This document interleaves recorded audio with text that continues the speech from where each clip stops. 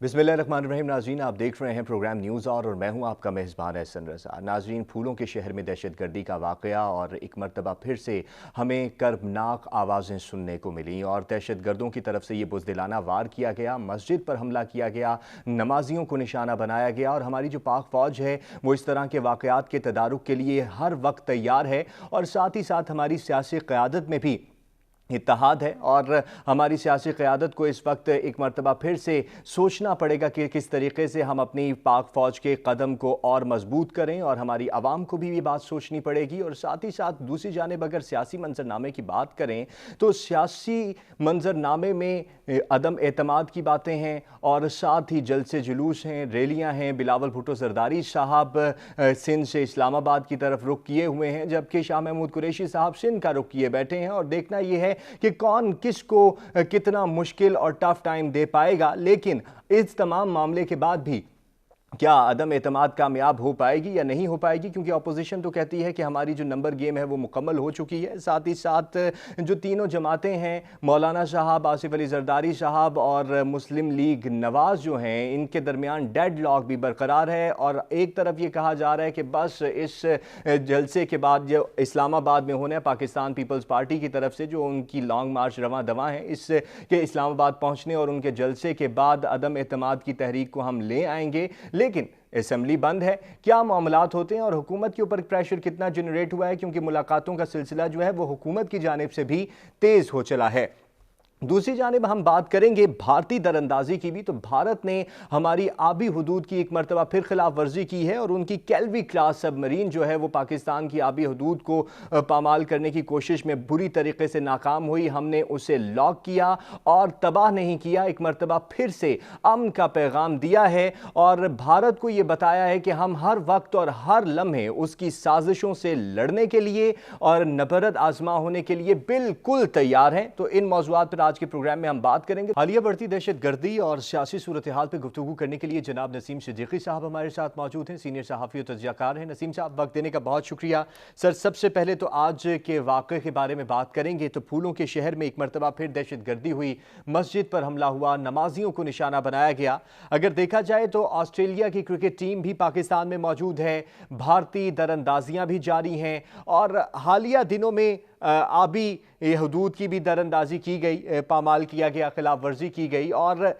इधर अगर सियासी माहौल को देखा जाए तो वो भी गर्मा गर्म है, जलसे जुलूस भी हो रहे हैं। तो क्या देखते हैं हमारी सियासी कुव्वतों को कितना मुत्तहिद होने की इस वक्त ज़रूरत है ताकि दुनिया में ये पैगाम जाए कि हम हर तरह की दहशतगर्दी से हर वक्त लड़ने के लिए तैयार हैं?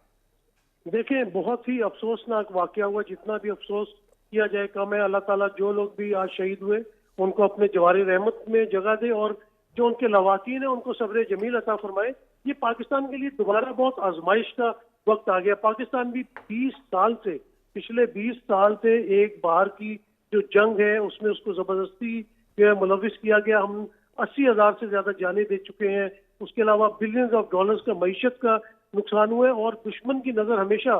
नापाक अजाइम जो है वो पाकिस्तान के खिलाफ वो मुतहर्रिक रहते हैं। आपने देखा कि पिछले दिनों जिस तरह भारतीय आफरोज जो है पाकिस्तानी पानियों में आ गई थी और पाकिस्तानी बहरिया इतनी चौकन्ना है कि उसने उसको फौरी तौर पे डिटेक्ट करके वार्निंग दी। तो भारत जो है वो अपनी नापाक अजाइम मुकम्मल करने की कोशिशें हर वक्त करता रहते हैं। आपने देखा कि जब से अफगानिस्तान से अमेरिकन फौज जो है गई है तो भारतीय फौज और उनकी फौज जो है वो तिलमिला के रह गई है, क्योंकि इनके जो अड्डे अफगानिस्तान में मौजूद थे वो खत्म हो गए। वहां से इनको अपनी एम्बेसीज बंद करके वापस भारत जाना पड़ गया। तो अब ये कहीं ना कहीं मौके की तलाश में रहते हैं और जो स्लीपर सेल्स हैं और जो इंटरनली इनके एजेंट्स हैं उनके जरिए ये कोई ना कोई दहशतगर्द कार्रवाई पाकिस्तान में करने की कोशिश करते रहते हैं। पाक फौज बहुत चुकन्ना है, अगर एक वाकया हो गया तो इस तरह के 10-20 वाकयात को ना होने से भी जो हमारी एजेंसीज है वो रोकती हैं, जिनका हमें मालूम भी नहीं पड़ता। लेकिन कहीं ना कहीं ये लोग अंदरूनी लोगों के साथ मिलके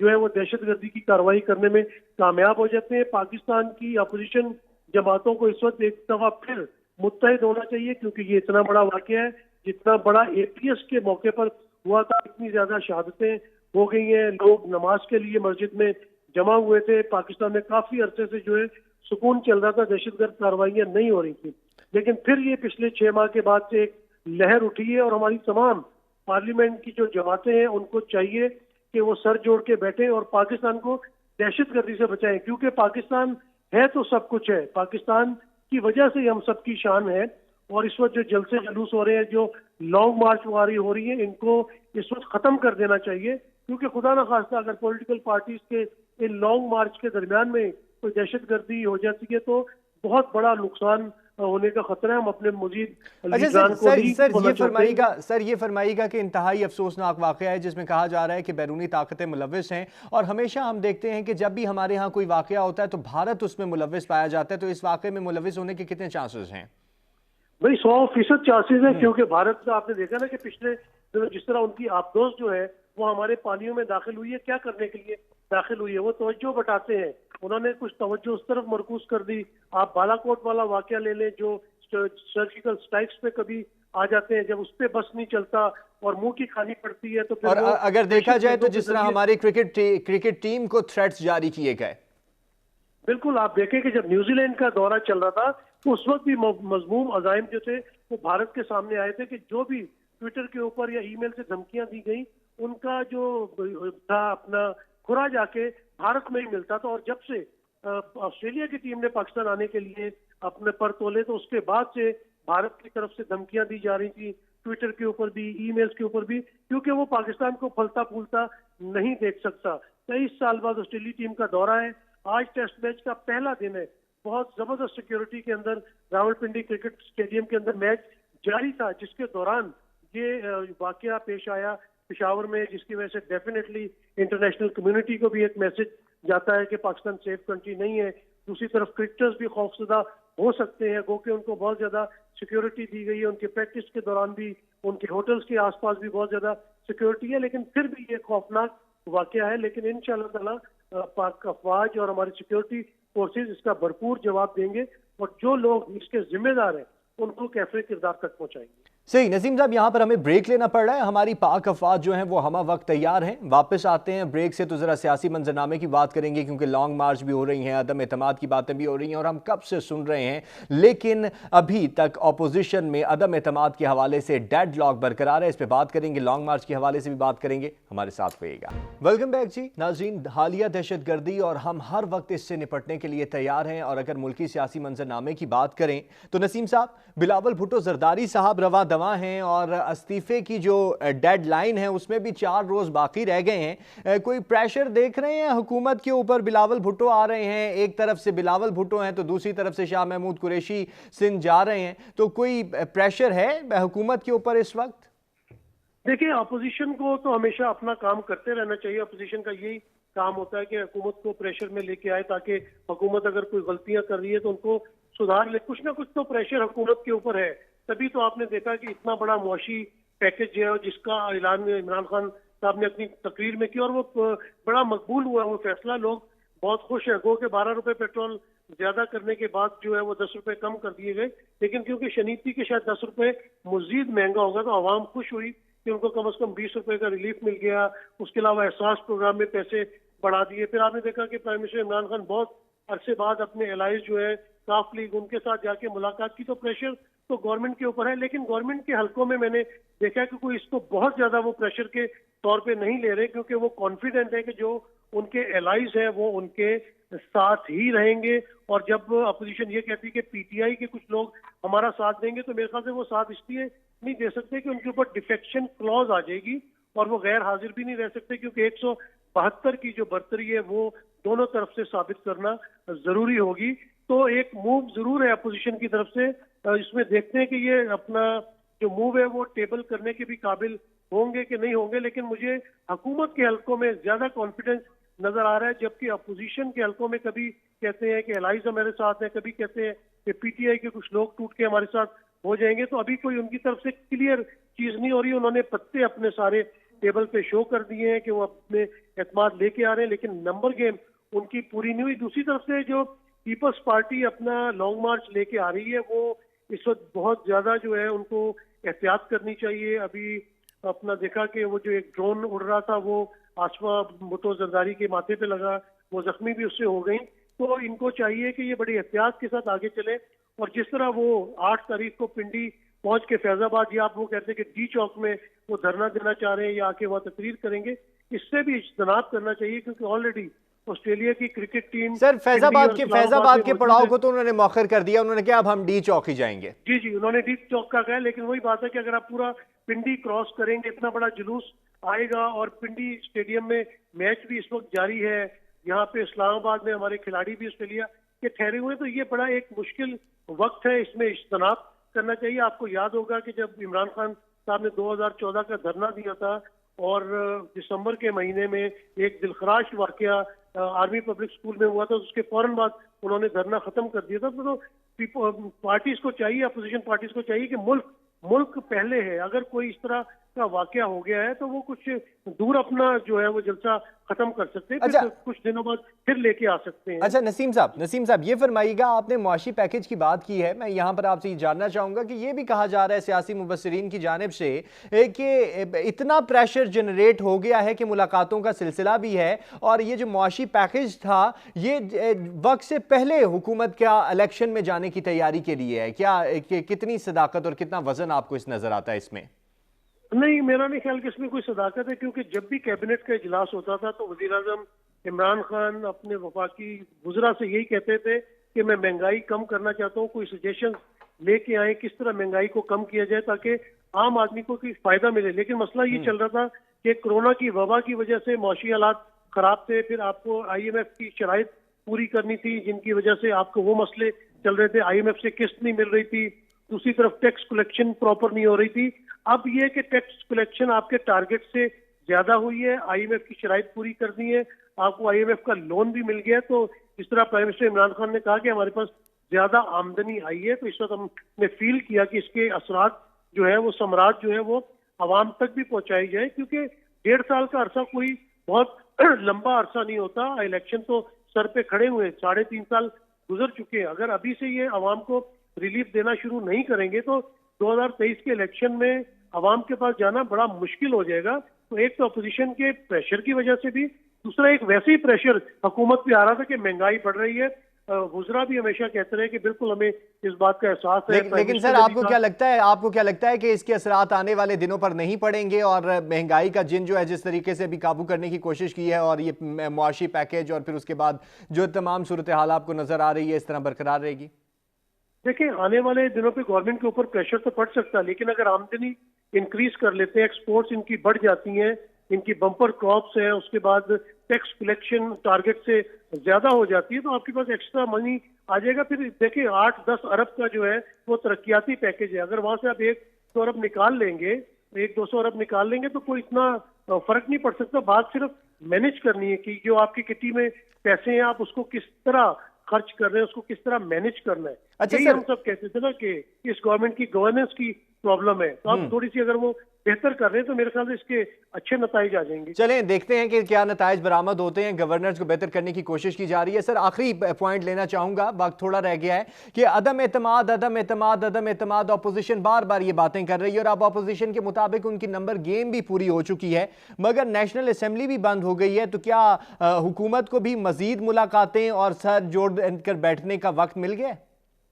ये मैं आपको बता दूं कि नेशनल असेंबली के बंद होने से कुछ नहीं होता। आप इजलास कन्वेंशन सेंटर में बुला सकते हैं, आप किसी होटल में बुला सकते हैं, जिस तरह पंजाब में हॉलीडे में बुलाया गया था। तो ये कोशिश जरूर कर रहे हैं अपोजिशन, लेकिन जहां तक मेरी नजर है, मेरा मुशाहिदा है, मेरी गुफ्तगू हुई अपोजिशन के MNA से, अपना गवर्नमेंट के MNA से, आने को मूव आ तो सकती है, जिसकी मुझे उम्मीद नहीं है, लेकिन इसका कामयाब होते मुझे नजर नहीं आती कि ये अपोजिशन अपनी इस मूव में कामयाब हो सकेगी। हाँ, गवर्नमेंट पे जितना प्रेशर डालने की बात है वो तो जरूर हो सकती है, सही, गवर्नमेंट की कामयाबी मुझे नजर नहीं आती। सही। नसीम साहब बहुत शुक्रिया वक्त देने के लिए। अदम एतमाद आपको आता हुआ दिखाई नहीं दे रहा, लेकिन अपोजिशन बहुत ज्यादा पूरे एतमाद है। देखना यह है कि अदम एतमाद कब और किस तरीके से अपोजिशन लाने में कामयाब होती है, क्योंकि अगर देखा जाए तो मौलाना आसिफ अली जरदारी और नवाज शरीफ साहब में अदम एतमाद के हवाले से डेड लॉक भी पाया जाता है। ब्रेक पर जा रहे हैं नाज़रीन, वापस आएंगे तो जरा भारतीय दरअंदाजी के हवाले से बात करेंगे हमारे साथ। वेलकम बैक नाज़रीन। بھارتی آبدوز کی ملکی آبی حدود میں گھسنے کی ایک مرتبہ پھر ناکام کوشش، اور پاکستان نے ہمیشہ کی طرح شاندار طریقے سے کیلوی کلاس سب مرین کو لاک کیا اور اپنی حدود کی حفاظت کی۔ اسی پر گفتگو کرنے کے لیے vice admiral retired Iftikhar Ahmed Rao sahab ہمارے ساتھ موجود ہیں۔ سر، بہت شکریہ وقت دینے کے لیے۔ سر، فرمائیے گا کہ حالیہ دہشت گردی کے واقعات اور بھارتی دراندازی، مختلف ہیلے بہانے، کبھی بری، کبھی فضائی حدود کی وائلیشن، اور ابھی حالیہ دنوں میں آبی حدود کی وائلیشن کی گئی، اور متعدد بار یہ دراندازی کر چکا ہے بھارت، مگر ہر مرتبہ منہ کی کھانی پڑتی ہے۔ سر، اب بھارت جو ہے وہ 1 مارچ کو بھی نہیں بھولے گا۔ یہ نہیں بھولے گا، بلکہ اس کی بہت ساری تاریخیں یاد کرنی پڑیں گی۔ یہ تو بار بار یہ کوشش کرتے ہیں اور پھر ناکام کرنا پڑتی ہے، تو ایک صرف 1 مارچ نہیں، بہت ساری تاریخیں یاد کرنی پڑیں گی 27 فروری کے ساتھ ساتھ۔ اچھا سر، ہم نے سب مرین کو ڈیٹیکٹ کیا اور پھر لاک کیا، اس سے پیغام کیا گیا؟ جی پیغام یہ بار بار جب اس سے ڈیٹیکٹ ہو رہی ہے اور پاکستان کوشش کرتے ہیں۔ ایک میں پہلے سے تھوڑا سا بیک گراؤنڈ بتا دوں کہ سمندری جنگ میں یا سمندری حدود میں جو چیزیں ہیں اس میں سب مرین کا ڈیٹیکٹ کرنا مشکل ترین کام ہے۔ کوئی دوسرا کام میں ایسا نہیں ہے جو کہ اس سے زیادہ مشکل ترین کام یہی۔ اور اس کی میں ایک مثال یہ بھی دیتا ہوں کہ سب مرین کا ڈیٹیکٹ کرنا سمندر میں اتنا مشکل ہے کہ جس کی وجہ سے کہ پوری دنیا میں ایٹمی جنگ رکی ہوئی ہے، کہ وہ کہتے ہیں سیکنڈ اسٹرائک کیپیبلٹی ایشورڈ جو ہے وہ نیوکلیئر سب مرین ہی ہے۔ جو سب مرین کو ڈیٹیکٹ کرنا اتنا مشکل ہے کہ دونوں سپر پاورز ایک دوسرے کے سب مرین کو ڈیٹیکٹ کرنے کی کوشش کرتی رہتی تھی لیکن ناکام رہتی تھی، اور تو سب مرین ڈیٹیکٹ کرنا اتنا ہی زیادہ مشکل کام ہے۔ پاکستان نیوی کے لیے، پاکستان بحریہ کے لیے بہت بڑا ان کا کارنامہ ہے کہ اتنی دفعہ جب بھی وہ کوشش کرتے ہیں وہ ڈیٹیکٹ ہوتے ہیں، اور ان کے سارے سگنیچر وغیرہ بھی ہم نوٹ کرتے ہیں اور پھر ان کو واپس جانے پہ مجبور کر دیتے ہیں۔ اور یہ ایک چیز اور میں ذرا سے واضح کرتا چلوں کہ پاکستان نیوی کی جہاں کی اتنی بڑی اس میں کامیابی ہے، اسی طرح سے بھارت کی بحریہ کی بہت بڑی شرمندگی ہے، اور ان کے لیے ان کا ان پروفیشنل اور ال ٹرینڈ فوج کے طور پہ ان کو دیکھا جائے گا، کیونکہ وہ بار بار یہ چیز ہونا، کسی دوسری نیوی کے بارے میں، کسی دوسرے ملک کے بارے میں آپ نے ایسی چیز کبھی نہ سنی ہوگی جیسے کہ ان کے ساتھ یہ ہو رہا ہے۔ ہماری سب مرین کا حساب لگائیں آپ کے 71 وار میں PNS ہنگور نے انڈیا کے علاقے میں جا کے نہ صرف وہاں پر پیٹرول کیا، بلکہ وہاں وہ ان کے جو 2 اینٹی سب مرین شپس جن کا کہ مقصد یہ تھا کہ سب مرین کو ڈھونڈیں اور ان کو تباہ کریں، ان پہ اٹیک کیا، ایک کھکری کو ڈبویا اور دوسرے کو سخت زخمی کیا، اور بحفاظت واپس آگئی، ڈیٹیکٹ نہیں ہوئی۔ تو یہ اتنا بڑا کارنامہ تھا جو کہ یہ والا جو انسیڈنٹ تھا کہ اینٹی سب مرین شپس کو ڈبونا، سیکنڈ ورلڈ وار کے بعد ابھی تک یہ واحد واقعہ ہے۔ تو اتنا بڑا کارنامہ ماشاءاللہ ہماری بحریہ نے اس وقت کیا تھا ہنگور میں، اور اب جو ہے یہ کہتے ہیں تو اس کی پرفارمنس دیں گے ہمارے سب مرین والوں کی، ان کی پرفارمنس دیکھیں کہ پیس ٹائم میں بھی جب کبھی آپریٹ کرنے کی کوشش کرتے ہیں یہاں پر تو پکڑے جاتے ہیں۔ تو یہ انتہائی ان پروفیشنل قسم کی نیوی ہے، اور ان کا صرف یہی نہیں کہ یہ آپریشن کرنے کے دوران یہ پکڑے جاتے ہیں بار بار، اور یہ لیٹسٹ سب مرین، یہ فرینچ سب مرین تھی اسکارپین جو کلوری چند مہینے پہلے پکڑی گئی تھی، وہ بھی یہی اپنا جرمن سب مرین تھی۔ تو یہ سب مرین یا آلات تو کتنے ہی مہنگے لے لیں، ماڈرن ترین لے لیں، لیکن جب تک کہ ان کے جو بندے ہیں جو کہ چلا رہے ہیں، دی مین بیہائنڈ دی گن، وہ جب تک ٹرین نہیں ہوں گے، پروفیشنل نہیں ہوں گے، کمپیٹنٹ نہیں ہوں گے، تو اس وقت تک کوئی اچھے نتائج نہیں مل سکتے کسی بھی فوج کو۔ تو ماشاءاللہ وہ پاکستان بحریہ کا یہ بہت بڑا کارنامہ ہے کہ ان کو بار بار جب بھی وہ کوشش کرتے ہیں ان کی سب مرین کو پکڑا جاتا ہے، اور ان کی سب مرین سروس کو بار بار ندامت ہوتی ہے، لیکن پھر یہ اپنی کوشش کرتے رہتے ہیں۔ ایک مرتبہ پھر سر منہ کی کھانی پڑی سر، اندازہ لگائیں ان کی۔ جی سر فرمائیے۔ جی سوری فرمائیے۔ ہم میں کہیں ان کی سب مرین کے پروفیشنلزم کا آپ یہ بھی اندازہ لگائیں کہ چند سالوں پہلے ان کی ایک لیٹسٹ، اس وقت کی لیٹسٹ جو سب مرین تھی جو رشیا سے ماڈرنائز ہو کر آئی تھی، سندھو رکشک، وہ ہاربر میں کھڑے کھڑے دھماکے سے ڈوب گئی تھی اور ساتھ والی سب مرین کو ڈیمیج کر دیا تھا۔ جو ان کی نیوکلیئر سب مرین اب انہوں نے بنائی ہے اس میں بھی آگ لگ چکی ہے، اس میں بھی آگ اور اس قسم کے انسیڈنٹس ہو چکے ہیں۔ تو یہ اتنی ان پروفیشنل قسم کی نیوی ہے، لیکن ان کے ایمبیشنز اتنے ہیں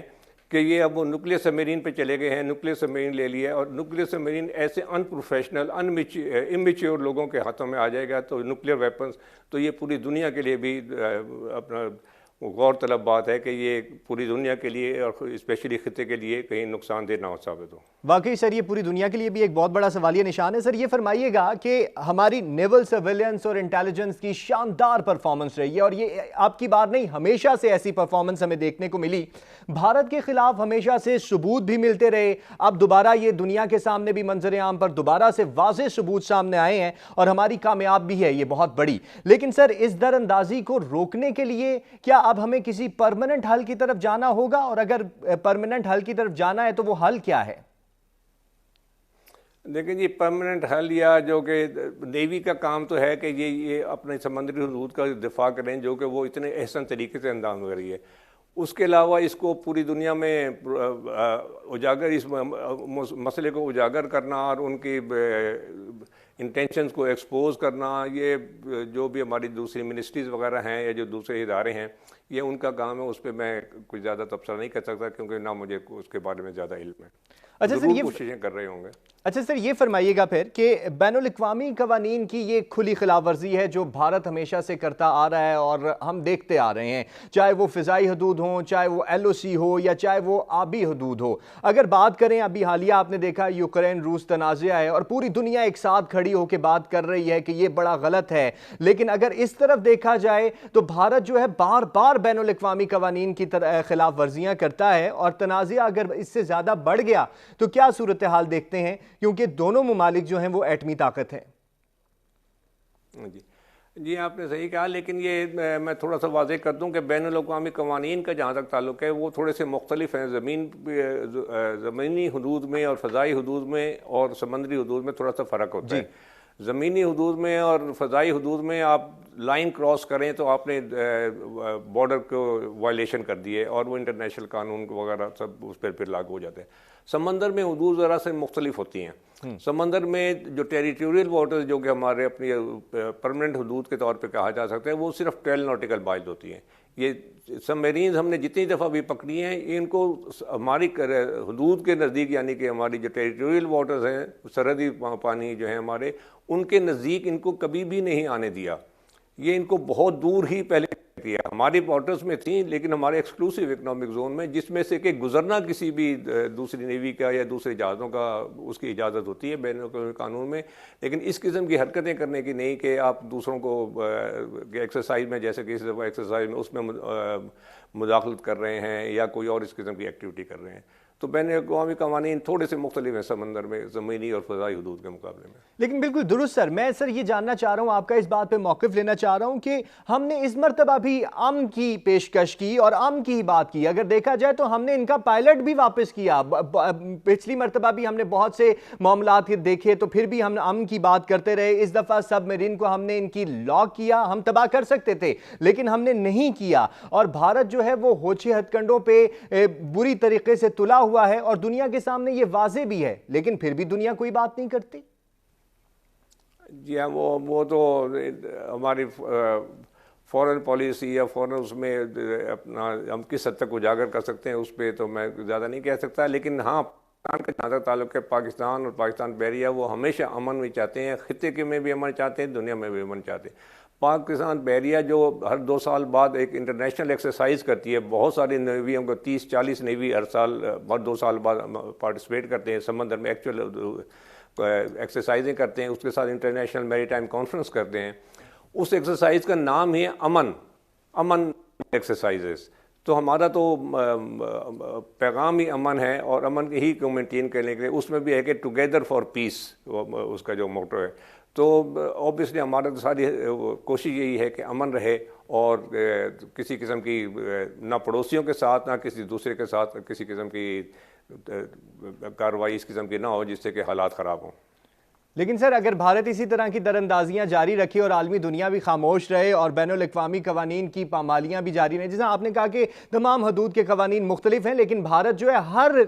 طریقے سے، چاہے وہ بری ہو چاہے وہ فضائی ہو، وہ قوانین کی خلاف ورزیاں ہی کرتا رہتا ہے، تو کیا ہمیں اسے سب کرنے دینا چاہیے؟ نہیں ऑब्वियसली नहीं करने देना चाहिए, हमें हर लेवल पे उसको उजागर करना चाहिए और जो भी डिप्लोमेटिक फ्रंट्स हैं उस पे उसको लेके जाना चाहिए, चाहे जहाँ भी, चाहे यूएन का पॉइंट है तो यूएन पे लेके जाएं, रीजनल पे लेके जाएं, जहाँ भी लेके जाएं तो वो लेके जाना चाहिए। लेकिन मेरा सिर्फ कहने का मकसद ये था कि उन मौज़ूआत पे फॉरेन ऑफिस या दूसरे इदारे जो हैं वो ज़्यादा बेहतर रिस्पॉन्ड कर सकते हैं बनिस्बत मेरे या बहरिया के। अच्छा सर, ये फरमाइएगा, वक्त मेरे पास कम रह गया है, कि हमारी नेवी की कॉम्पिटेंस, ट्रेनिंग, सेफ्टी, स्टैंडर्ड्स, हर चीज़ पे नज़र है, हमारी हरबी सलाहियतों को कितना सर मजबूत देखते हैं और इसमें मज़ीद एडवांसमेंट की कितनी ज़्यादा ज़रूरत है अगर ये भारत की दरअंदाजियों को भी देखते रहें हम तो? जी बिल्कुल, हमारे माशाल्लाह जो कुछ भी हमारे पास अभी है वो तो आपने उसकी परफॉर्मेंस देख ही ली है कि माशाल्लाह बहुत अच्छा परफॉर्म कर रही है, बहुत कॉम्पिटेंट लोग हैं, वेल ट्रेंड हैं, वेल इक्विप्ड हैं और मज़ीद इसको बहरिया को मज़ीद तरक्की देने के लिए, मज़ीद प्लेटफॉर्म वगैरह मिलने के लिए वो डेफिनेटली ज़रूरत है। और ख़ास तौर पे ये और ज़्यादा ज़रूरत बढ़ गई है जब से कि CPEC हुआ है, क्योंकि ये जो CPEC का जो असल काम है, ये तो CPEC तो एक कॉरिडोर है ना, इन्वेस्टमेंट वगैरह जो कि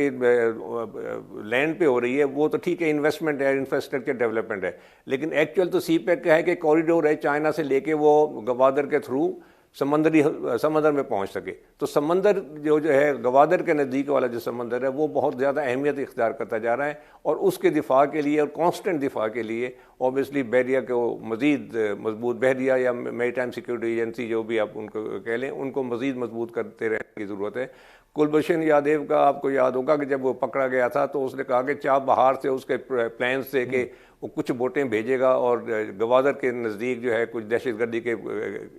इंसिडेंट क्रिएट करेगा, उससे फिर माहौल वो हो जाता है पूरे इंटरनेशनल लेवल पे कि जी ये इलाका सेफ़ नहीं है, ये पोर्ट सेफ़ नहीं है, तो पूरी दुनिया की तिजारत जो है वो उस तरफ आने से फिर ग्रेज करती है और अगर आएगी भी तो फिर इंश्योरेंस चार्जेस वगैरह बहुत बढ़ा देते हैं जिसको वॉर रिस्क चार्ज कहते हैं, तो वो फिर उस मुल्क की इंपोर्ट और एक्सपोर्ट वो सब महंगी हो जाती है और मईशत पे बड़ा